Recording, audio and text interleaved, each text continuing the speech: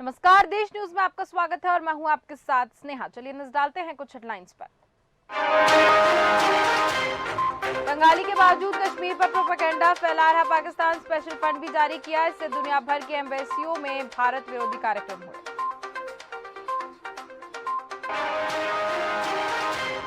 Israel का Hamas के airport chief को मारने का दावा, यूएन में जंग रोकने का प्रस्ताव पास। भारत सहित 45 देशों में वोटिंग नहीं की।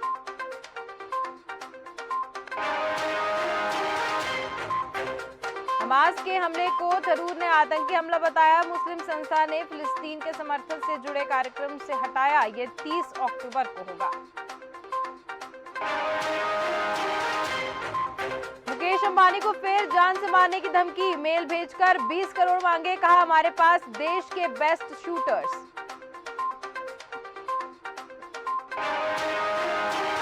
एमपी के बुंदेलखंड में प्रियंका का पहला चुनावी दौरा, कांग्रेस महासचिव पहुंची दमोह, थोड़ी देर में जनसभा को किया संबोधित।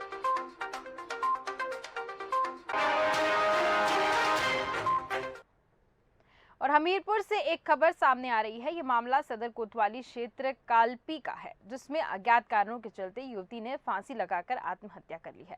युवती को फांसी के फंदे से लटका देख परिजनों में कोहराम मच गया है। तो वहीं परिजन आनन फानन में जब अस्पताल लेकर पहुंचे तो डॉक्टर ने उसे मृत घोषित कर दिया। साथ ही पुलिस ने शव को कब्जे में लेकर पोस्टमार्टम के लिए भेज दिया है।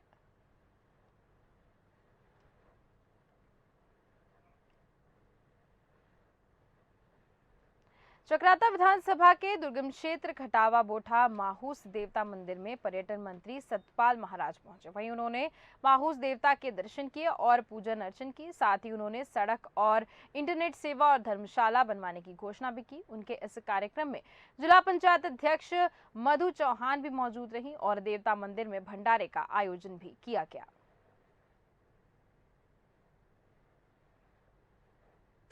खाटुआ महाशु मंदिर के दर्शन करने हम यहाँ आए हैं और यहाँ देख करके बड़े कृतार्थ हुए हैं और जनता ने बड़ा स्वागत सम्मान दिया है।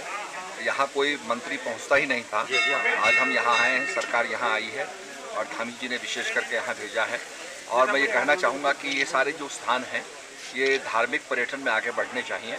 हमने महाशु सर्किट बनाया है और आपने देखा होगा कि मन की बात में माननीय प्रधानमंत्री जी ने हनोल का जो जागड़ा है उसका भी जिक्र किया था, तो उससे प्रेरणा लेकर के हमने उसको राजकीय मेले के रूप में घोषित किया। तो निश्चित रूप में पर्यटन के मानचित्र में ये जो खाटवा के महाशु महाराज हैं ये आगे आएंगे और निश्चित रूप में हम इसको काफ़ी पब्लिसिटी देंगे और काफ़ी प्रचार प्रसार करेंगे ताकि पर्यटक यहाँ आकर के महाशु महाराज के दर्शन कर सकें। आज पर्यटक मंत्री सतपाल महाराज जी पहुँचे हैं। सबसे पहले तो हमारे लिए सौभाग्य की बात है, जो भी यहाँ ग्रामवासियों ने अपनी मांगे करी रखी है वो उन्होंने उनकी मांगों को पूरी कर दी है कि हम इसमें प्रयास करेंगे। तो अच्छी बात है। देखो, आज सतपाल महाराज जी पहुँचे हैं और कोई ना कोई इस तरह नेता आएगा तो जौन सरकार का विकास होगा। क्या क्या मांगे आपने मंत्री जी को? इन्होंने एक 10 किलोमीटर खाटवा और मोटर मार्ग बनियाना था, वो सतपाल महाराज जी ने कहा कि इसको किया जाएगा, ये कार्य तुम्हारा पूर्ण किया जाएगा। बाकी यहाँ यात्री विश्राम गृह है वो देखते हैं, छोटा बड़ा देते हैं। वो उन्होंने कहा कि इसमें हम बातचीत करें। दुर्गम क्षेत्र खाटवा जैसी जगह पे एक माननीय कैबिनेट मंत्री स्तर के मंत्री का आना यहाँ के लिए जनता के लिए सौभाग्य की बात है और मेरा विश्वास है उनके जो उन्होंने आश्वासन दिया, जो यहाँ दिक्कत है जैसे कि अभी घूम के आए तो कम से कम 35 किलोमीटर, और अगर ये रोड बनती है ये बनियाना वाली तो कम से कम जो है 10-15 किलोमीटर जो है शॉर्ट हो जाएगा। उससे यात्रियों के लिए भी सुविधा है और गांव के लोगों के लिए भी ये सुविधा होगी कि उनको किराया भाड़ा कम पड़ जाएगा। और इमरजेंसी में जैसे दुख तकलीफ होती है, स्वास्थ्य की वजह से जो है जल्दी स्वास्थ्य लाभ जो है मिल सकता है जल्दी। और महाराज के इसमें जो है जहाँ तक यहाँ की बात है और सबसे कम से कम 28 से 29 गाँव जो है इससे डायरेक्ट जुड़ जाएंगे। राष्ट्रीय विधिक सेवा प्राधिकरण नई दिल्ली और उत्तराखंड राज्य विधिक सेवा प्राधिकरण नैनीताल के निर्देश के अनुसार जिला विधिक सेवा प्राधिकरण देहरादून और नगर पालिका परिषद मसूरी के संयुक्त तत्वाधान में साक्षरता और जागरूकता शिविर का आयोजन किया गया। बता दें कि कार्यक्रम का शुभारंभ वरिष्ठ सिविल जज हर्ष यादव ने दीप प्रज्वलित कर किया। इस मौके पर स्कूली छात्र के द्वारा नुक्कड़ और लघु नाटक के माध्यम से लोगों को कन्या शिक्षा, स्वच्छता, प्रदूषण और यातायात नियमों को लेकर लोगों को जागरूक किया गया। साथ ही शिविर में सरकार द्वारा संचालित विभिन्न योजनाओं के बारे में लोगों को जानकारी दी गई।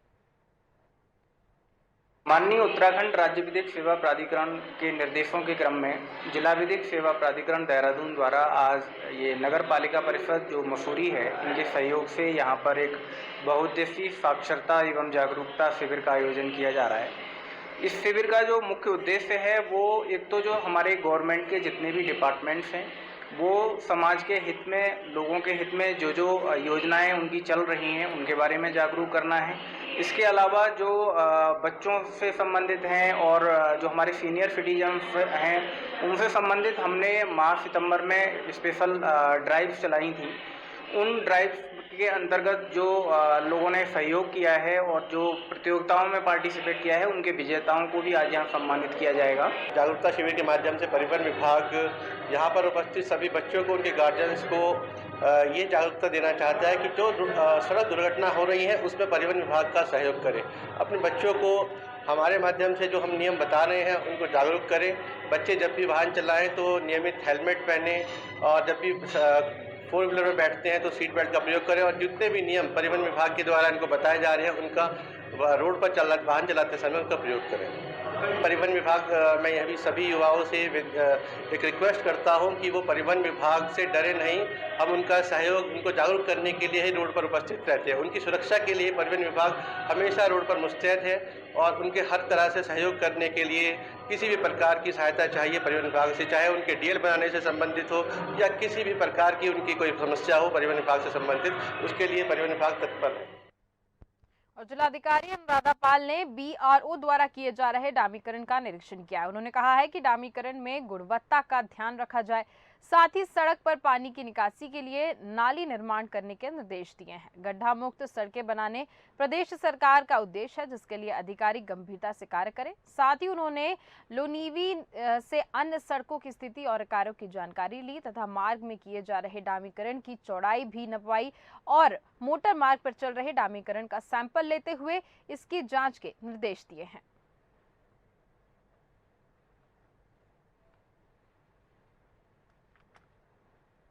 और नर्मदापुरम विधानसभा क्षेत्र से नर्मदापुरम सीट के लिए नामांकन दाखिल प्रारंभ हुआ है। दोपहर 1 बजे निर्दलीय प्रत्याशी भगवती चौरे ने अपने हजार को समर्थक के साथ शहर के प्रमुख मार्ग से पैदल ढोल नगाड़ों के साथ कलेक्टर पहुंची हैं और निर्दलीय प्रत्याशी के रूप में दाखिल किया है नामांकन। भगवती चौरे ने बताया है कि उन्होंने भाजपा द्वारा टिकट ना दिए जाने से असंतोष होकर उन्होंने प्रत्याशी भाजपा से और निर्दलीय फॉर्म भी नामांकन दाखिल कर दिया है।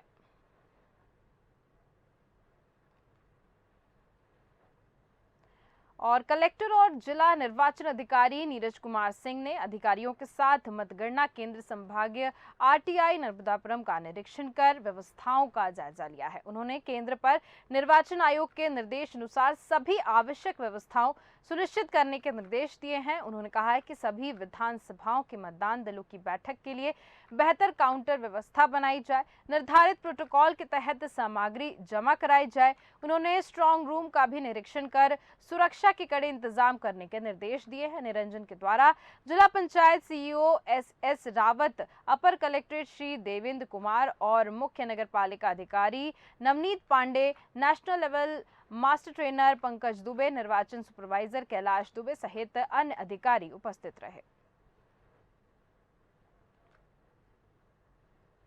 और भगवानपुर ब्लॉक सभागार में क्षेत्र पंचायत की बैठक आयोजित की गई। बैठक में कोराम पूरी तरह से 1 घंटा कार्यक्रम चलता रहा, जिसमें कि पहली बैठक की कार्रवाई की समीक्षा की गई और बाद में बैठक में 21 लोगों ने प्रस्ताव भी दिए हैं। भगवानपुर ब्लॉक सभागार में आयोजित क्षेत्र पंचायत की बैठक का पूरी ना होने से यहाँ पर नाराजगी भी हुई, जिसमें कि जिला विकास अधिकारी के वेद प्रकाश, भगवानपुर विधायक ब्लॉक प्रमुख ने क्षेत्र पंचायती लोगों की समस्याओं को सुना और बैठक में पेयजल, सड़कों के निर्माण, राशन कार्ड दूषित पानी और के मुद्दे भी उठाए और बैठक में जनप्रतिनिधियों के परिचितों को मीटिंग से बाहर जाने के लिए कहने पर हंगामा हो गया। देखिए, वाकई व्यवस्थाओं की बहुत कमी थी। पहली बात तो हमारे पत्रकार साथियों के लिए बैठने की उचित व्यवस्था नहीं थी।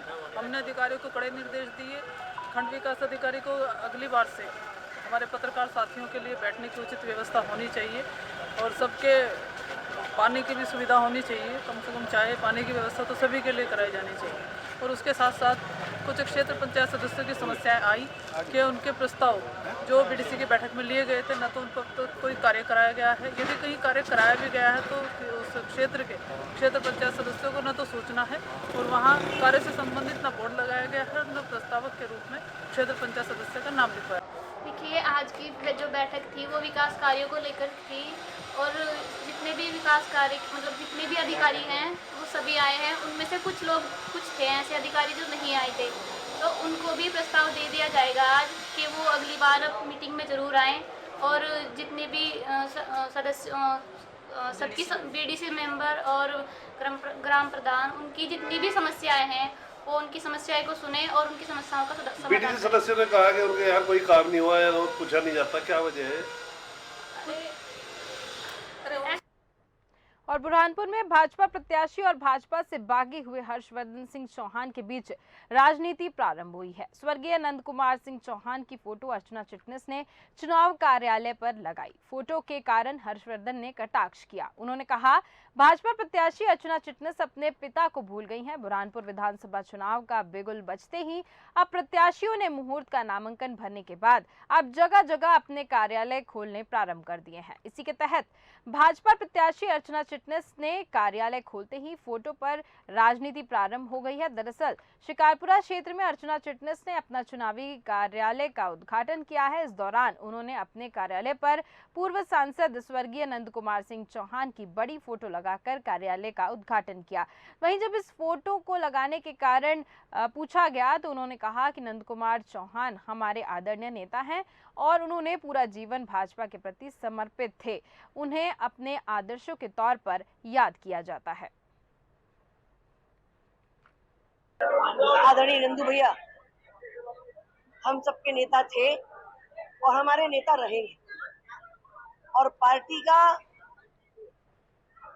जो योगदान उन्होंने दिया उस योगदान को स्मरण करना, उस योगदान का सम्मान करना, उस योगदान के उदाहरण पर चलना हम सबका कर्तव्य है। इसलिए निश्चित तौर पर आज हम सब लोग नंदू भैया को बहुत आदर के साथ याद कर रहे हैं। दीदी, क्या चुनौती रहेंगी इस बार चुनाव में? चुनाव में जीत सुनिश्चित है। चुनाव में बुरहानपुर से हम प्रचंड बहुमत से जीतेंगे और आप देख रहे हैं कि कोई गांव, कोई मोहल्ला ऐसा नहीं है जहां के कार्यकर्ता आज यहाँ उपस्थित नहीं और ये जीत बुरहानपुर की जीत होगी। भारतीय जनता पार्टी जिन्होंने पूज्य पिताजी के स्वर्गवास के बाद में हर प्रकार से ये कोशिश की कुछ लोगों ने पार्टी के कि नंदू भैया का नाम अब आगे ना बढ़े, उनकी राजनीतिक विरासत को विराम लग जाए। लगातार 2 बार जनभावनाओं के साथ अन्याय किया। मैं उनसे ये कहना चाहता हूँ, श्रीमती चिटनिस जी से भी, वो भी चुनाव लड़ रही हैं, ठीक है, अपने दम पर चुनाव लड़ें। स्वर्गीय नंद कुमार सिंह चौहान जी के नाम के लिए मैं लड़ रहा हूँ। फिलहाल के इस बुलेटिन में इतना ही। देखते रहिए देश न्यूज। नमस्कार।